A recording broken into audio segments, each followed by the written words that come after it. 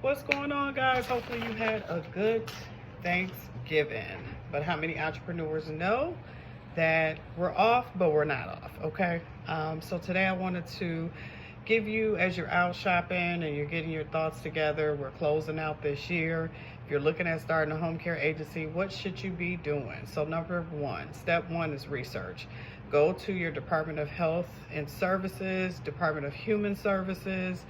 If you're just not sure which one, Google how to start a non-medical home care agency in whatever state you're in. That's the first step, because that's going to help you know exactly what is expected.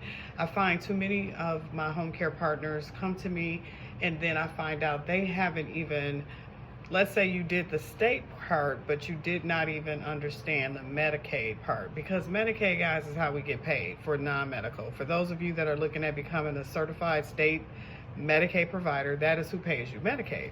Private pay, obviously private pay is private pay. So making sure you read both. What does the state want from me? What does Medicaid want from me? Some of the things you need to be aware of, most states now are requiring a background check, fingerprints. They're requiring you to have a second person in charge if something happens to you, and that person has to go through the backgrounds and fingerprints.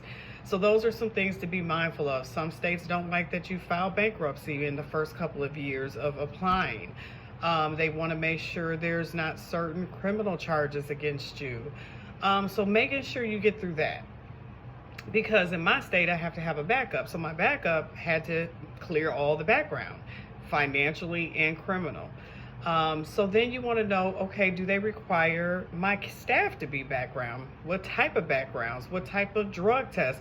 A lot of the states that I've been working with require you to have your caregivers regularly background checked or regularly drug screened. Those are some things to be mindful of, because those are costs. Find out also what it's going to cost to rent a space. Find out also how much it is for professional and general liability insurance, workman's comp policies, all of those things, guys, that you can find out ahead of time. Because you'll say, okay, well, how much money do I need to open up and get going? Well, that's the way you find out. Those are some really good things to research. How much is it going to cost to lease a space? How much are those insurances?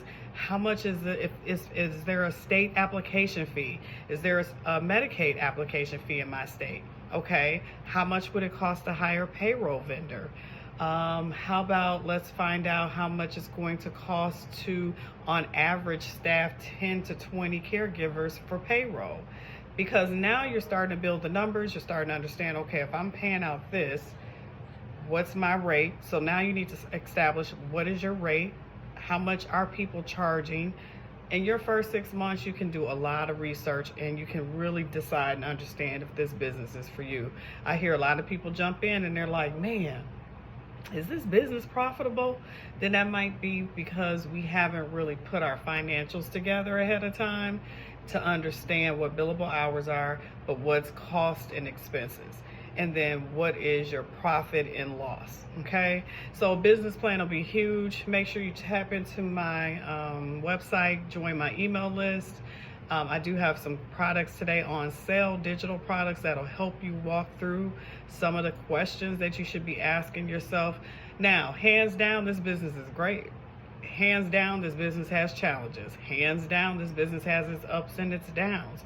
But in my opinion, the reward is greater for me. And I get to help as many people stay in their homes. So thanks for joining today. Have a fabulous weekend. Make sure you go to CoachLeslie.club. Check out I have a new course that talks and walks you through how to open up your agency, what to do in each segment of the stage of opening. I have a couple of ebooks, one designed to help you with marketing, different ideas, different things you should be doing. Not if you do, should be doing. And then my basic ebook for those that are completely brand new. It's a good guide on what to do in your first 30 to 60 days.